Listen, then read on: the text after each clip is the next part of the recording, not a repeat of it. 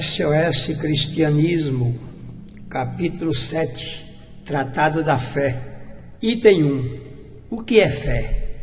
Uma coisa ainda desconhecida é a fé. Como acontece com todas as ciências, com a religião acontece a mesma coisa. O pessoal mistura tudo, confunde fé com confiança, com crença, mistura fé com intuição e com força psíquica e anímica. Vamos aqui distinguir as coisas, separar o joio do trigo, como a gente vem fazendo em todos os tratados dessa obra. Será que quando dizemos que temos fé em Deus, nós já estamos cientes disso? Será que existe mesmo essa fé em Deus?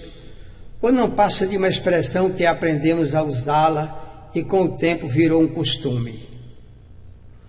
Será que Jesus, quando falava em fé, estava mandando a gente confiar ou acreditar nos ensinos religiosos? Será que quando falava da fé que remove montanhas, ele estava pensando na fé confiança cega ou na crença supersticiosa? Por falta de aprofundamento nas coisas de Deus, as pessoas se acostumam a confundir fé com muitas coisas que nada tem a ver. Assim, quando se diz que acredita em fulano, confia em cicrano, bota fé em beltrano, isso nada tem a ver com a fé religiosa. Isso quer dizer que você tem confiança naquela pessoa, ou acredita que aquele outro não vai pisar na bola com você. E quando se diz que tem fé em Deus, não passa de um hábito que se adquiriu, pois para se ter fé em Deus é preciso que primeiro se tenha fé em si mesmo. Precisamos acreditar na nossa força interna, no Deus que atua em nós, na nossa capacidade de conseguir aquilo que queremos.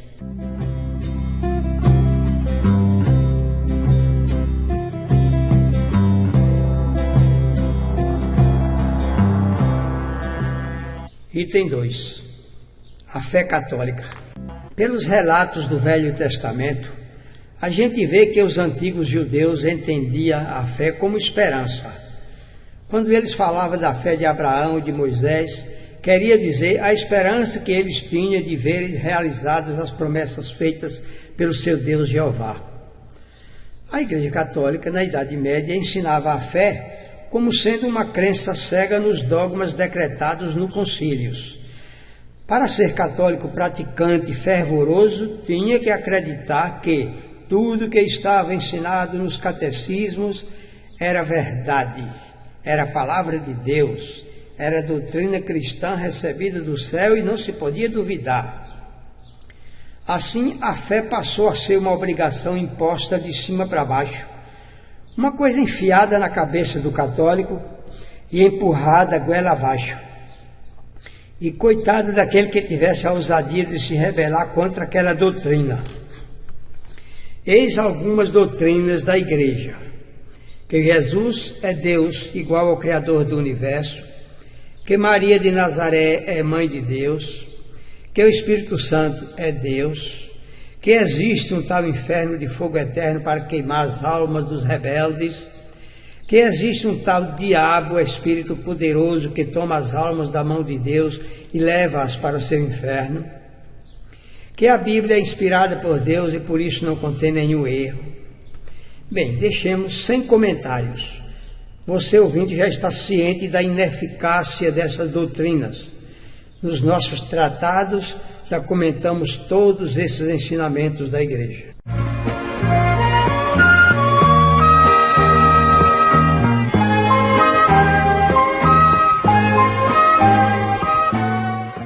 Item 3. Fé e obras. Será que ainda há quem acredite que só porque alguém creia que Jesus veio nos salvar, derramando o seu sangue na cruz, já está salvo de todos os pecados? Para que alguém seja tão crédulo e ingênuo ao ponto de levar a sério uma crença, precisa que esse nosso irmãozinho tenha passado por uma lavagem cerebral. Pois o nosso irmão Tiago, ao escrever sua carta, capítulo 2, ele diz: você acredita que existe Deus, tudo bem, mas isso pouco ou nada vale, pois os espíritos ainda maus, os demônios, também acreditam. mas não é essa fé que vai livrá-los do sofrimento. Com estas palavras, Tiago deixa claro que não acreditava na fé cega, essa fé improdutiva, nula, sem pé e sem cabeça. No versículo 17, Tiago diz que a fé sem obras é morta. E para terminar seu sermão, faz uma comparaçãozinha. Se chega um irmão em minha casa, dizendo que está com fome, e eu disser assim para ele: vai em paz, irmão, que Deus te acompanhe, e não der coisa alguma para ele comer, será que eu estou sendo cristão? Será que é isso que Deus quer de mim? O que eu fiz de bem, de caridade?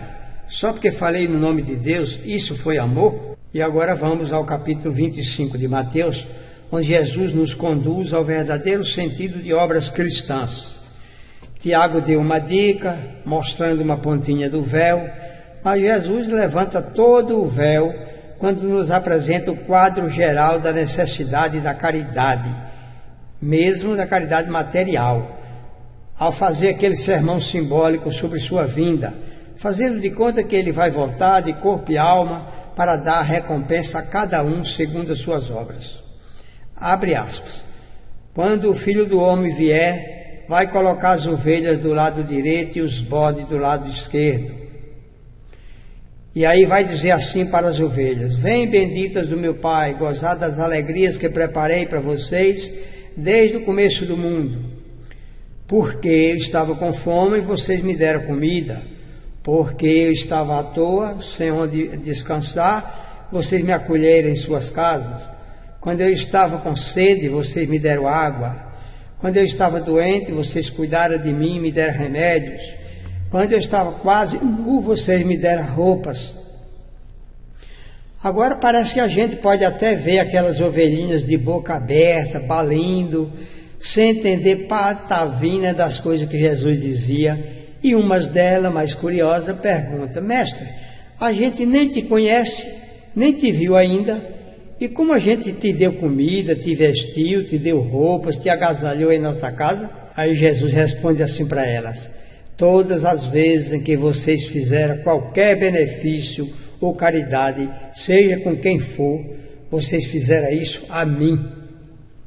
Quando vocês fazem o bem ajudando seus irmãos na terra, sejam amigos ou inimigos, parentes ou estranhos, estão fazendo o bem a mim. Você ouviu dizer que foi porque fizeram a caridade ou as obras cristãs que as ovelhinhas foram colocadas no céu. Não foi porque elas acreditavam que Jesus morreu por nós. As ovelhas significa nós, os cristãos. Se ficarmos confiando na fé infantil e não agirmos, nada estamos fazendo. As obras cristãs são estas, apresentadas por Jesus: amor, caridade, prestação de serviço social, esmola, etc. Mas muita gente confunde obras cristãs com as obras da antiga lei de Moisés. Nada tem a ver a antiga lei com a nova. As obras da antiga lei eram oração pública, esmolas e jejum. Mas hoje Jesus nos deixa claro que mesmo a esmola, que é a caridade material, só tem valor como obra cristã quando for feita com caridade. Não confunda a esmola com caridade. Esmola é o ato de se dar alguma coisa. Caridade é a maneira como se faz a esmola. É a compaixão, o sentimento de amor fraternal, sem pensar em retribuição. Isso é caridade.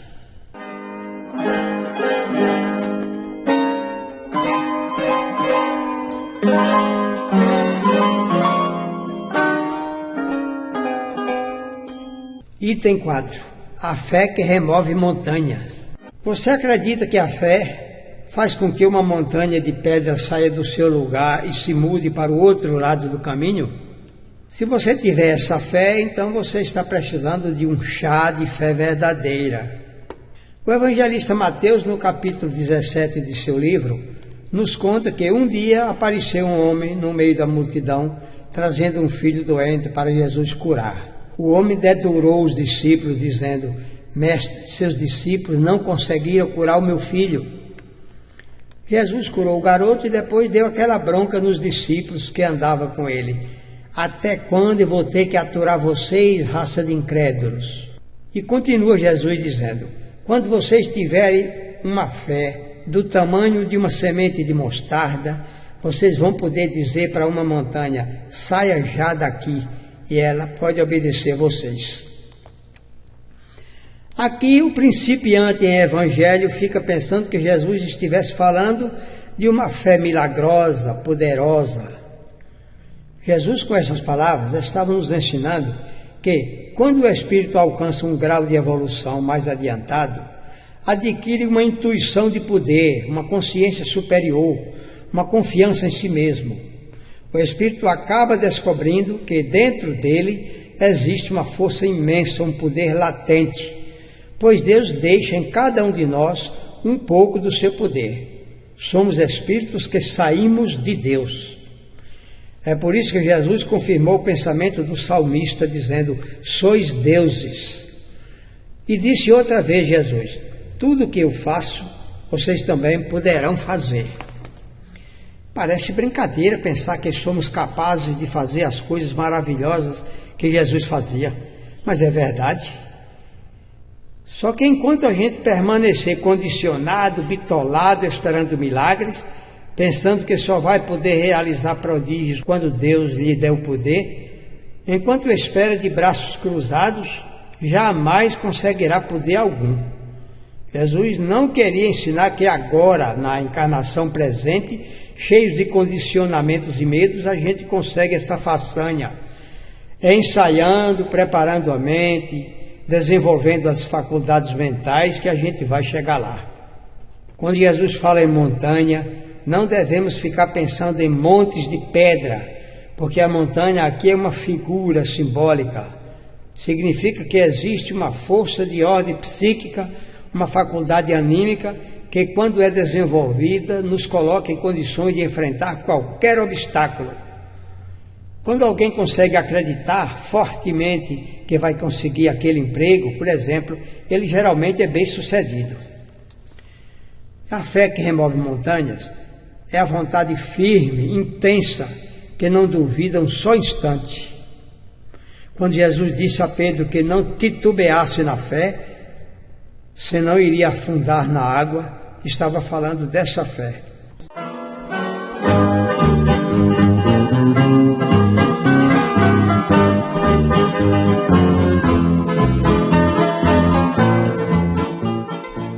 Fé raciocinada é o item 5. A fé tem que ser raciocinada. Precisamos usar o raciocínio para distinguir a fé verdadeira da fé fanática. O cristão verdadeiro não acredita em ninguém, nem em nada. Ele estuda, se prepara, confere, pensa, tira conclusões e chega a uma conclusão. O cristão não deve ter guru nem líder. Deve se espelhar pelo exemplo de Jesus, porque Jesus é o mestre absoluto. Quando se lê que a fé tira a montanha do caminho, se deve entender no sentido espiritual. Entendendo que a montanha são as dificuldades de nossa vida. O apego às coisas da terra, a nossa vaidade social, a nossa descrença, a nossa indiferença, a nossa dificuldade de perdoar o irmão, etc. Quando se lê em Atos dos Apóstolos 16:31, que lá para o meio do sermão, o pregador diz, crê no Senhor Jesus e será salvo, tu e tua família. Ora, não devemos ter a ingenuidade de acreditar que a fé de um sujeito vai salvar ele mesmo e ainda toda a família. Querer que a virtude de José tenha o poder para meter o Severino no céu é como querer que o crime de Antônio meta o Jonas na cadeia. Se uma pessoa está lendo a Bíblia e não usa o raciocínio, é melhor deixar a Bíblia de lado. Paulo disse essas palavras ao carcereiro, querendo dizer que, primeiro ele, o carcereiro, devia acreditar no ensino de Jesus. Depois que o carcereiro raciocinasse sobre a verdade do ensino, devia passar esse ensino para os seus familiares. Quando esses familiares, por suas vezes, resolvesse aceitar e em seguida fizesse as obras cristãs exigidas por Jesus, agora sim, a prática da doutrina ensinada por Jesus vai, no final da história, salvar a todos. Não é pelo motivo de se acreditar que Jesus é o Filho de Deus que a salvação vai chegar prontinha para nós, e muito menos para toda a nossa família. Quando em João 3,16 diz que Deus amou o mundo de tal modo que mandou seu Filho primogênito e unigênito, para aquele que nele crê não morra, mas tenha a vida eterna. Isso significa que é preciso conhecer que Jesus é o nosso mestre espiritual. Depois disso, devemos seguir a orientação dele. E para isso se precisa estudar usando a inteligência e o coração, para entender o espírito do livro. Isto é, o que significa aquelas palavras, pois a letra é morta. Vivo é o sentido espiritual do texto. O que muitas vezes nos parece verdade, costuma ser apenas uma aparência, uma ilusão. E é bom saber que Jesus não veio aqui salvar ninguém. Veio nos ensinar o que é salvação e o que fazer para se chegar lá. Isso é tudo o que ele pode fazer por nós. Será que eu mostrando o caminho e ainda dizendo por onde o meu irmão deve ir, eu não fiz tudo da minha parte? Ou o sujeito ainda quer que eu carregue nas costas, deixando lá na casa? Não, ele vai ter que caminhar com as pernas dele, não com as minhas. Se qualquer um de nós achar que é fraco, que é incapaz de acertar o caminho e é preciso um Salvador lhe carregar nos ombros até o céu, é porque ainda se sente inútil e parasita. Ora, se a gente fosse salvo pelos outros, não teria nenhum mérito. Hoje sabe-se que ninguém salva ninguém. O que um mestre faz é orientar o aluno até esse aluno ficar em dia para se virar daí para frente por sua conta. É isso que Deus faz com seus filhos. Cria, assiste, manda um espírito de luz para vir instruir, envia sempre bons espíritos para continuar dando assistência. Fazer isso é tudo que Deus pode fazer. É o que está na sua obrigação. O resto é trabalho nosso.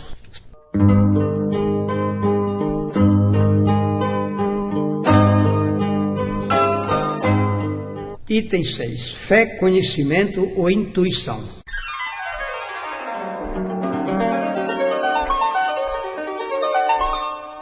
Quando Jesus estava às vésperas de ser preso, deixou de lado as parábolas e começou a falar de modo claro aos seus discípulos.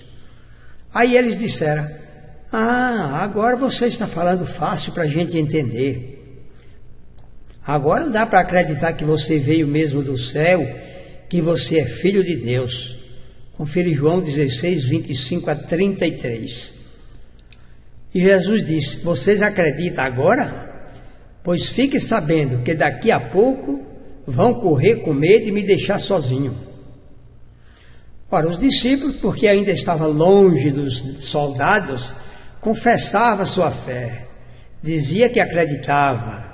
E Jesus precisou dizer isso para eles, compreenderem que a fé é uma coisa forte, ousada, corajosa, capaz de enfrentar até a morte sem arredar o pé, sem dar o braço a torcer. Jesus sim tinha verdadeira fé, e foi com essa fé que ele encarou os soldados, confessou sua dignidade de filho de Deus cara a cara com Pilatos, encarou o peso e as humilhações da cruz e enfrentou a coisa mais difícil, perdoar os seus inimigos. A fé mais forte e mais autêntica é a intuição da verdade. No Tratado da Reencarnação, item 22 do capítulo 14 dessa obra, falaremos da intuição e da reminiscência. Agora falemos sobre o assunto, pois aqui cabe perfeitamente esclarecer o que é a intuição. Deus cria o espírito simples e ignorante, isso é, sem conhecimento. Com o passar dos séculos, o espírito vai adquirindo conhecimento à medida em que se instrui e pratica as leis de Deus.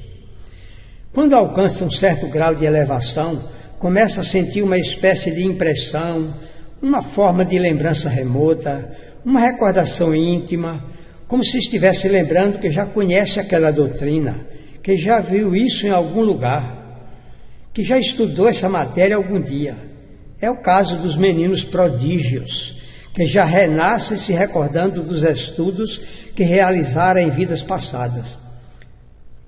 Lembra como o apóstolo Paulo, em sua carta 2 aos Tessalonicenses, capítulo 3, verso 2, diz: a fé não é para todos. Pois é, quando se chega à Terra pelas primeiras vezes, a nossa fé nem existe. Depois de alguns séculos ou milênios, ela começa a desabrochar, começa a aparecer devagarinho, começa a crescer, como uma sementinha que a natureza vai criando, até se transformar numa árvore grossa. Lembra as parábolas de Jesus do reino de Deus, quando o mestre ensina que o reino é como um fermento que vai lentamente tomando conta da massa? Lá em Lucas 13, 21. Pois é exatamente isso que acontece em nossa vida espiritual. Quando é chegado o momento certo, a gente começa a acreditar em alguma coisa, começa a se ocupar com as coisas que antes não fazia nossa cabeça. E daqui para frente essa fé vai aumentando, vai crescendo, até que, com os séculos que temos pela frente, essa fé vai nos defender de todos os vícios, de todas as coisas materiais que ainda nos seguram apegados ao mundo terra. É aqui que a fé vai remover as nossas montanhas. Há um caso no Evangelho que um sujeito pediu a Jesus dizendo: Senhor, eu creio, mas por favor, aumenta a minha fé. E é isso aí. A fé que existe em nós é pequenininha. Precisa a gente ir aumentando a todos os dias com alimentos adequados, como uma boa leitura, uma boa peça de teatro, um bom programa de rádio ou televisão. É estudando com afinco, com dedicação, buscando a verdade onde quer que ela esteja.